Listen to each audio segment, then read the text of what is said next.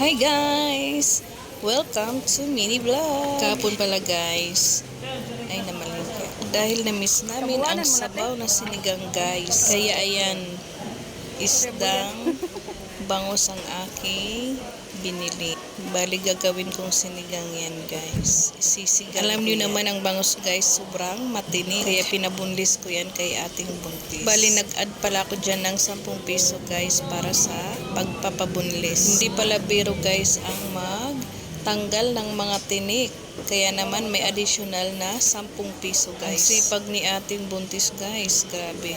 Mga ilang buwan na lang yan guys, manganganak na siya. Nakita nyo naman, nandyan pa rin tumutulong pa rin maghanap buhay. Kapag talaga magsasabaw ako ng bangus guys, ay ganyan po ang pinapagawa ko sa bangus. Ipinapabunlis ko talaga guys, kasi ang mga junakis ko takot matinik guys. At hindi rin nila makain ang bangus kapag hindi na ipabunlis. Puro sa panganay ko medyo carry na niya. Pero yung pangalawang anak ko at bunso, naku guys, di pwedeng mag-isang kakain ng bangus na may mga tinik.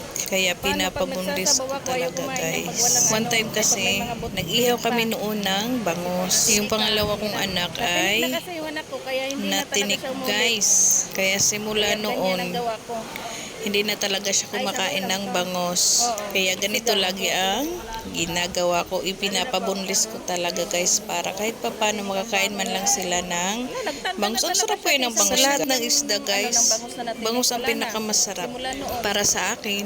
Lalo na pag pinaksiw yan guys. Alam mo yung style adobo tapos haluan mo ng baboy. Wow, super sarap. Tapos nagchika-chika na lang kami dyan ni ate.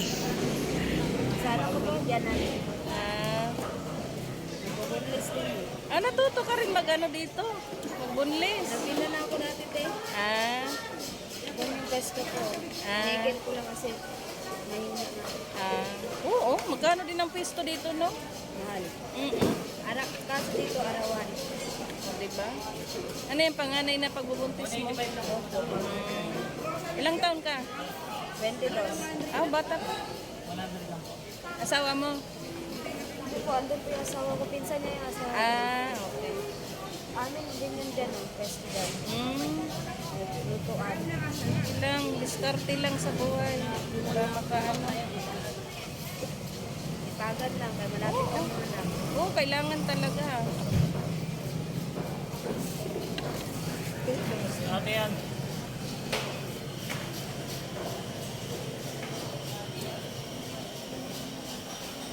Ay, may malalaki. Bago ah. Bagong mawawala.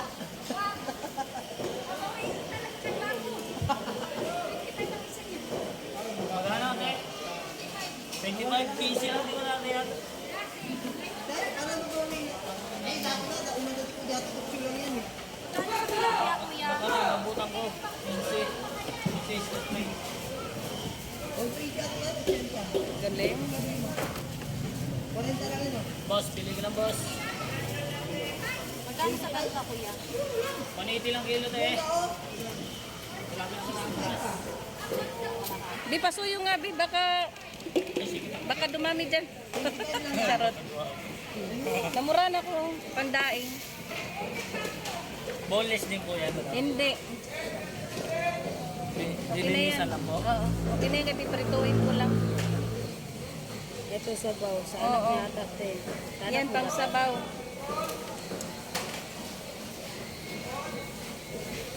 Kakain lang ng isda, ganyanin na lang.